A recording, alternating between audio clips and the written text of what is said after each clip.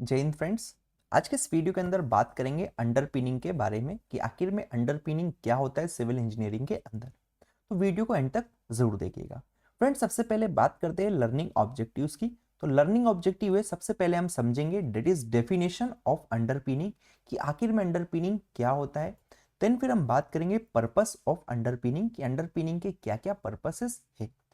फिर हम बात करेंगे फ्रेंड्स की जो कॉमन मेथड से हमारे अंडरपिनिंग के, जैसे कि पिट या फिर needle method, pile method, mini pile method या फिर ग्राउटिंग मेथड, तो इनके बारे में भी हम लोग डिटेल में डिस्कस करेंगे। देन फिर हम बात करेंगे कि step by step construction sequence की कैसे कैसे इसको अंडरपिनिंग को किया जाता है। देन फिर हम बात करेंगे design safety and monitoring aspects के बारे में। तो देखो, पहली वीडियो के अंदर डेट इज आज की इस वीडियो के अंदर हम लोग बात करेंगे इन दोनों टॉपिक के बारे में, एंड देन नेक्स्ट वीडियो में इनको डिस्कस करेंगे। तो इस वीडियो की लिंक आपको आई बटन या फिर डिस्क्रिप्शन में मिल जाएगी, वहां से जाके आप देख सकते हैं। ठीक है, आगे अगर बात करें फ्रेंड्स, सबसे पहले कि आखिर में अंडरपिनिंग होता क्या है, तो मैंने यहाँ पर लिख दिया है कि construction of new foundation below an existing foundation और strengthening the existing foundation is known as underpinning. मतलब कि मानो ये कोई बिल्डिंग थी, इस बिल्डिंग के हमारे क्या फाउंडेशन थे, तो इन फाउंडेशन के नीचे या तो आपको न्यू फाउंडेशन कोई बनाना हो या फिर इसी को क्या करना हो, स्ट्रेंथन करना हो, तो इस प्रोसेस को हम लोग बोलते हैं अंडरपिनिंग। सिंपल सी डेफिनेशन मैंने आपके लिए लिख दी है कि construction of new foundation below an existing foundation और strengthening an existing foundation is known as underpinning. Clear हो गया? ठीक है, आगे अगर बात करें इसका क्या ऑब्जेक्टिव होता है फ्रेंड्स, तो ऑब्जेक्टिव होता है safely transfer the load to the stronger या फिर डीपर स्ट्रेटा। जैसे कि ये बिल्डिंग है, इस बिल्डिंग की वजह से इसका जो फाउंडेशन, इस पे ऊपर कोई भी लोड्स वगैरह आ रहे होंगे, तो क्या करेंगे, इसके ऊपर जो भी लोड आ रहे हैं तो इस लोड को सेफली क्या करे, हमारी यहाँ पर जो भी सोइल है, सोइल को ट्रांसफर करे आसानी से, है ना, या फिर जो भी हमारा स्ट्रॉन्गर या डीपर स्ट्रेटा है उसको ट्रांसफर करे। ठीक है, तो ये ऑब्जेक्टिव है जो कि आपको ध्यान में रखना है, किसका, अंडरपिनिंग का, है ना। तो जैसे कि अगर मान लो ये मेरा फाउंडेशन हो गया, वीक हो गया, तो इसको पहले मैं स्ट्रेंथन कर दूंगा, स्ट्रेंथन करूंगा जिससे कि क्या होगा, लोड अच्छे से ट्रांसफर हो जाए, या फिर इसके नीचे ही दूसरा फाउंडेशन में खड़ा कर दूंगा। ठीक है, इसी प्रोसेस को अंडरपिनिंग कहते हैं, जो कि मैंने आपको एक्सप्लेन कर दिया है। अब फ्रेंड्स, यहाँ पर हमारे पास अलग अलग टाइप के like why underpinning is required, underpinning की जरूरत क्यों लगी हमको। तो पहला जो कारण है जिससे कि अंडरपिनिंग की जरूरत लग रही है वो एक्सेसिव या फिर डिफरेंशियल सेटलमेंट। जैसे कि मैंने अभी आपको बताया, ये कोई बिल्डिंग थी, इस बिल्डिंग के फाउंडेशंस थे, है ना। तो अगर मान लो ये फाउंडेशन मेरा ए बोल दिया, इसको मैंने बी बोल दिया, अगर ए के अंदर सेटलमेंट मेरा ज्यादा आ रहा है, डेट इज ए के अंदर सेटलमेंट ज्यादा आ रहा है बी से, तो हो सकता है मेरे को ए के नीचे क्या करना पड़ेगा, कुछ एक्स्ट्रा मटेरियल या एक्स्ट्रा फाउंडेशन प्रोवाइड करना पड़ेगा, जिससे कि ये क्या हो, स्टेबल हो जाए और इसका सेटलमेंट रुक जाए। ठीक है, तो जब कभी भी बिल्डिंग के अंदर या तो एक्सेसिव सेटलमेंट आ रहा है या फिर डिफरेंशियल सेटलमेंट देखने को मिल रहा है, that is settlement at A is not equal to settlement at B, then इस केस को हम बोलते हैं डिफरेंशियल सेटलमेंट। मतलब किसी भी स्ट्रक्चर के अंदर दो पॉइंट्स में अगर अलग अलग सेटलमेंट्स देखने को मिल रहा है तो उसको डिफरेंशियल सेटलमेंट बोलते हैं। इसको डिटेल में मैंने एक्सप्लेन किया है, अगर आपको समझना है तो आपको आई बटन में लिंक दिया गया है, वहां से जाके देख सकते हैं। ठीक है, आगे अगर बात करेंगे फ्रेंड्स कि अगर इंक्रीज इन लोड हो रहा है, जैसे कि मान लो ये एक फ्लोर का कोई बिल्डिंग था, आपके पापा ने बनवाया था, है ना, फर्स्ट फ्लोर के लिए, तो उन्होंने इसके अकॉर्डिंग ही यहाँ पर फाउंडेशन किस साइजेस डिसाइड किए थे और डेप्थ डिसाइड करी थी, है ना। लेकिन अब आप बन गए गवर्नमेंट इंजीनियर, है ना, तो आपने क्या किया, आपके पास पैसा आ गया, तो आप चाहते हैं कि इसके ऊपर और फ्लोर चढ़ जाए। तो अगर आप ज्यादा फ्लोर्स यहाँ पर बनाना चाहेंगे, डेट इज सेकंड फ्लोर भी बना दिया, थर्ड भी बना दिया, तो यहाँ पर क्या होगा, लोड इंक्रीज हो जाएगा। अगर लोड मेरा इंक्रीज होगा तो क्या होगा, इस केसेस में आपको फाउंडेशन की साइजेस भी बढ़ानी पड़ सकती है या फिर डेप्थ भी बढ़ानी पड़ सकती है। तो इस केसेस में भी अब अंडरपिनिंग को यूज कर सकते हैं या यूज किया जाता है। ठीक है, change in soil condition, soil condition change कैसे हुई, मानो पहले यहाँ पर जो सोइल थी अच्छी हुआ करती थी, लेकिन क्या हुआ, बाद में यहाँ से कोई नाला बहने लगा या रिवर आ गया, तो अब क्या हो गया, यहाँ पर जो सोइल है सेचुरेटेड कंडीशन में आ जाएगी, सेचुरेटेड कंडीशन में आ जाएगी, जिसकी वजह से हो सकता है यहाँ पर सेटलमेंट या डिफरेंशियल सेटलमेंट देखने को मिले। तो इस केसेस में भी आपको यहाँ पर अंडरपिनिंग की जरूरत लग सकती है। ठीक है, या फिर कोई नियर बाय एक्सकवेशन हो रहा है या फिर बेसमेंट का कंस्ट्रक्शन हो रहा है, तो उस केसेस में भी हम लोग अंडरपिनिंग को अडेप्ट करते हैं। साथ में फाउंडेशन डैमेज या डिस्ट्रेस हो गया तो वहां पर भी अंडरपिनिंग की जरूरत लगती है। ठीक है, तो ये मैंने आपको बता दिया सबसे पहले कि अंडरपिनिंग होता क्या है और क्यों इसकी जरूरत लगती है। आगे बात करेंगे friends classification of underpinning methods. तो अंडरपिनिंग के अलग अलग मेथड्स है जिनके बारे में मैं आपको बताता हूं। देखो, पहला मेथड है हमारा मास कंक्रीट अंडरपिनिंग। मास कंक्रीट अंडरपिनिंग मैं आपको एक्सप्लेन करूंगा इसका मतलब क्या है। दूसरा है हमारा पिट मेथड विथ कैंटिलीवर नीडल। तीसरा हमारा हो जाएगा फ्रेंड्स पाइल अंडरपिनिंग। चौथा मिनी और माइक्रो पाइल्स। चौथा पांचवा हो जाएगा ग्राउटिंग या फिर जेट ग्राउटिंग। तो ये हमारे सारे मेथड से किसके अंडरपिनिंग के। आपसे कोई पूछता है तो आपको पता होना चाहिए कि हमारे कौन कौन से मेथड से अंडरपिनिंग के, that is mass concrete underpinning, pit method with cantilever needle, pile underpinning, mini और माइक्रो पाइल, ग्राउटिंग या फिर जेट ग्राउटिंग। अब देखो, मास कंक्रीट अंडरपिनिंग को मैं आपको एक्सप्लेन करता हूं। सबसे पहले तो मानो ये कोई फाउंडेशन था या वॉल थी मेरा जो वीक हो गया था, तो मैं क्या करता हूं, यहां पर सपोर्ट देके इस वॉल को ऊपर कर देता हूं और यहां पर बहुत सारा कंक्रीट अगर मैं डाल दूंगा, ये एग्जिस्टिंग फाउंडेशन था, इसके नीचे बहुत सारा अगर कंक्रीट मैंने डाल दिया है, तो उस पर्टिकुलर टाइप के फाउंडेशन को हम लोग या अंडरपिनिंग मेथड को बोल देंगे मास कंक्रीट अंडरपिनिंग मेथड। क्लियर है? मेरे ख्याल से ये चीज समझ में आ गई। अब डिटेल में हम लोग डिस्कस करते हैं friends pit with cantilever needle, या फिर इसी को निडल बीम अंडरपिनिंग भी कहते हैं। देखो फ्रेंड्स, इसके अंदर क्या होता है कि ये मेरा कोई एग्जिस्टिंग स्ट्रक्चर था, ये एग्जिस्टिंग स्ट्रक्चर था, यहां से आप देख पाएंगे है ना, जिसका ये वाला हमारा पोर्शन जो है, ये वाला वॉल क्या हो गया, वीक हो गया है, या इसका जो फाउंडेशन है उसको मेरे को एनहेंस करवाना है। तो मैं क्या करूंगा, मैं इस फाउंडेशन डेट इज जो जो भी मेरी वॉल थी, इस वॉल के अंदर मैं एक छेद करूंगा या होल बना दूंगा, है ना। ये होल मैंने बनाया, इसके अंदर एक निडल बीम जिसको जो कि हमारा आयरन का होता है, इसको मैंने डाल दिया इसके अंदर, इसको डाल दिया, और जो एग्जिस्टिंग वॉल थी उसके अंदर भी मैंने होल करके इसको थोड़ा सा उसके अंदर भी इंसर्ट कर दिया, और बीच में मैंने इसको सपोर्ट किया with the help of hydraulic jack and fulcrum की मदद से। ठीक है, अब मैंने क्या किया, यहाँ पे सपोर्ट ले लिया, इधर मैंने इसको सपोर्ट प्रोवाइड कर दिया, और यहाँ पर भी मैंने नीचे से भी इसको सपोर्ट प्रोवाइड कर दिया है। तो ये एक प्रकार का जैसे कैंटिलीवर बीम होता है, आपने पढ़ा होगा, कैंटिलीवर बीम की तरह ये एक्ट कर रहा होगा। मान लो ये जो पोर्शन है, अगर मैंने यहाँ पर इसको सपोर्ट प्रोवाइड किया और यहाँ पर थोड़ा सा इसको सपोर्ट प्रोवाइड कर दिया, तो ये एक प्रकार का कैसा, आपने प्रोप्ड कैंटिलीवर बीम तो पढ़ा होगा। प्रोप्ड में क्या होता था, यहाँ पर हम लोग लगा देते थे। ओवरहैंग बीम में क्या होता था, यहाँ पर सपोर्ट होता था और ऐसा होता था ना। तो सेम टाइप से ये आपका कैंटिलीवर, ये इतना पोर्शन जो है एक प्रकार का कैंटिलीवर का काम करेगा, इसलिए इसका नाम कैंटिलीवर निडल बीम मेथड रख दिया गया है ना। तो देखो, यहाँ पर मैंने जैसे रिएक्शंस प्रोवाइड कराई है, सपोर्ट प्रोवाइड किया with the help of hydraulic jack, तो अब क्या हो गया, ये जो ऊपर का जो भी वॉल का जो लोड था, वो लोड हमारा आ गया इस बियरिंग प्लेट पे, और बियरिंग प्लेट से ये आ गया मेरे निडल बीम पे। मतलब मैं बोल दूंगा बियरिंग प्लेट पे जो भी लोड आ रहा था, डेट इज लोड आया बियरिंग प्लेट पे, बियरिंग प्लेट से आ गया मेरे निडल बीम पे, निडल बीम से ये चला जाएगा किस पे, हाइड्रोलिक जैक पे, हाइड्रोलिक जैक से, और हाइड्रोलिक जैक से ये चला गया हमारा फुलक्रम पे, और फुलक्रम से ये चला गया सोइल पर। क्लियर हो गया? तो जैसे इसके ऊपर का जो भी स्ट्रक्चरल लोड था वो निडल बीम पे आया, निडल बीम ने हमारे हाइड्रोलिक जैक को ट्रांसफर किया, जैक ने नीचे ट्रांसफर कर दिया।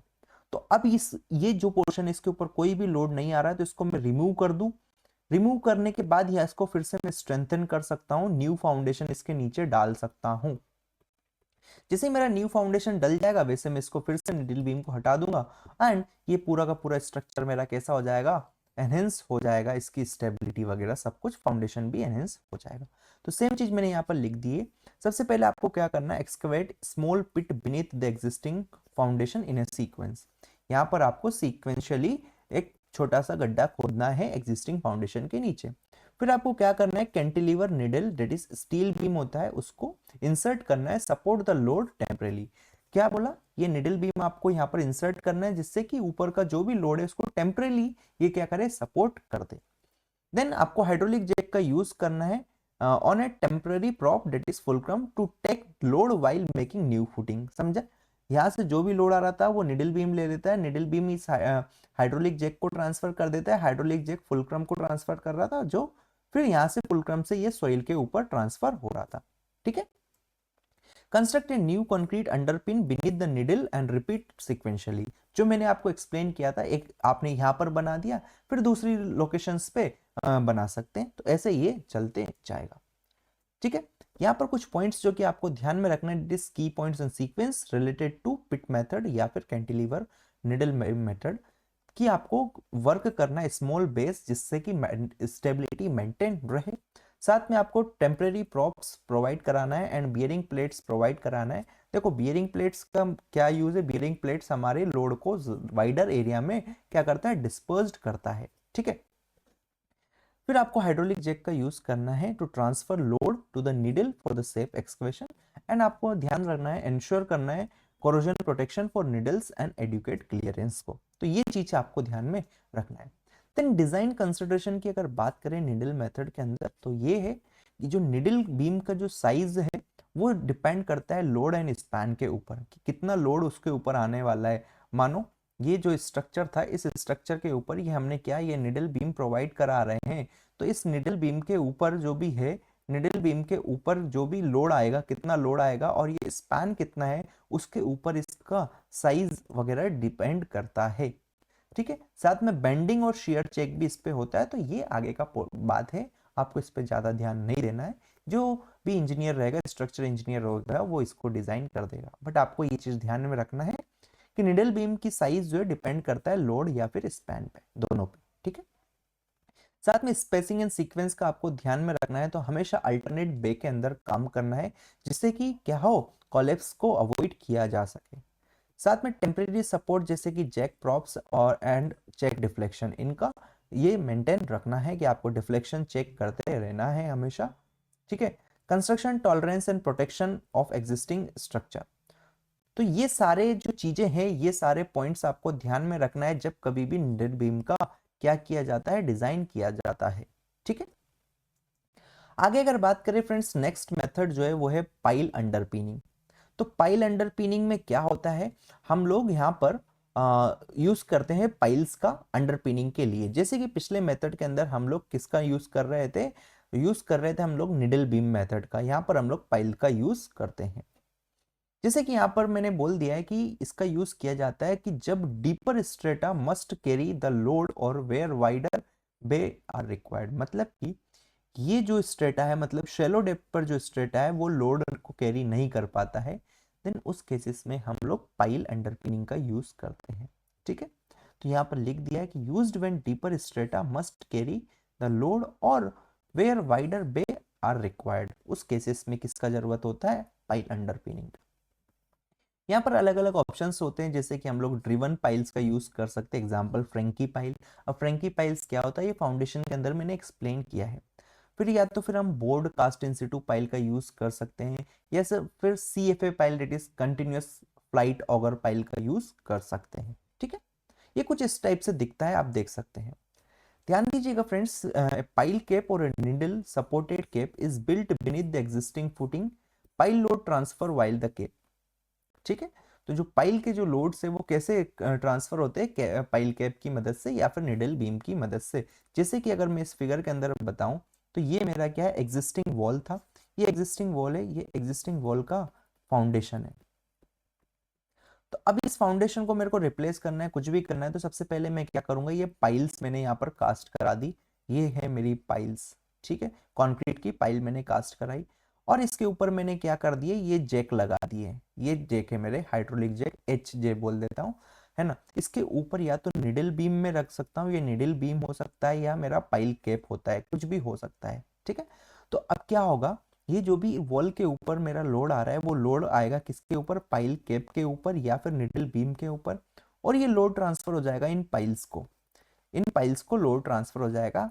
अब मैं इस फाउंडेशन को यहाँ पर जो भी है, इसको मैं क्या करूँ, या तो स्ट्रेंथन करूँ या फिर इंक्रीज कर दूँ, नया फाउंडेशन प्रोवाइड करूँ, कुछ भी करा सकता हूँ, क्योंकि अब ये जो भी ऊपर का जो लोड है वो आ चुका है हमारे किसके ऊपर, पाइल कैप के ऊपर या फिर निडल बीम के ऊपर।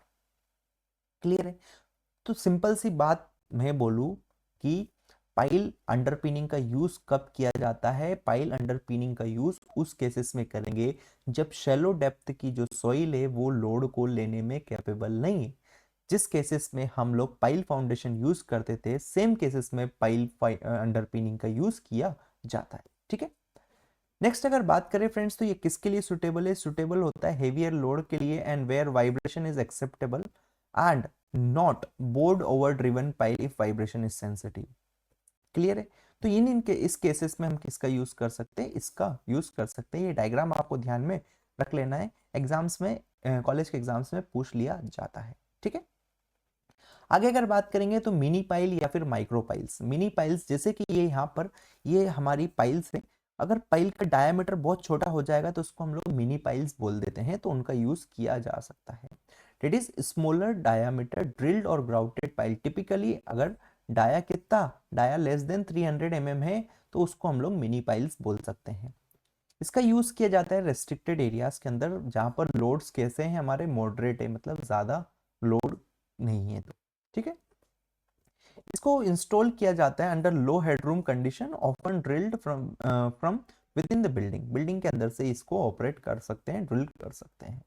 हाई कैपेसिटी पर pile when grouted and reinforced, commonly use for underpinning in constraint site, जहां पर रेस्ट्रिक्शन होती है वहां पर इसका यूज करते हैं। किसका? मिनी पाइल्स का।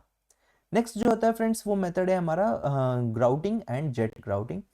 तो इसके अंदर क्या होता है? Grout inject to fill the voids. देखो, मानो ये मेरा कोई फाउंडेशन था, है ना, ये एग्जिस्टिंग फाउंडेशन है, इसको मैं ई एफ बोल देता हूँ। इसके नीचे कुछ वॉइड्स होंगे, तो मैं क्या करता हूँ, यहाँ से ग्राउटिंग मशीन लेके आता हूँ, यहाँ से मैं ग्राउट भेजता हूँ, और ग्राउट क्या करेगा, ये ग्राउट प्रेशर से भेजते हैं हम लोग। इट इज जेट ग्राउटिंग हो सकती है, नॉर्मल ग्राउटिंग हो सकती है। तो यहाँ पर प्रेशर से भेजेंगे तो ये वॉइड्स है ना, ये वॉइड्स खत्म हो जाएंगे, इसके बीच में ग्राउट चले जाएगा। जैसे इसके बीच में ग्राउट चला गया तो ये पहले इनिशियल में कैसा था? इनिशियल में ये मेरा लूज था, है ना। अभी फाइनली कैसा हो जाएगा? आफ्टर ग्राउटिंग, आफ्टर ग्राउटिंग ये हो जाएगा डेंस, तो मेरा पर्पस फुलफिल हो जाएगा। तो एक ये भी मेथड है अंडरपिनिंग का, that is grouting and jet grouting.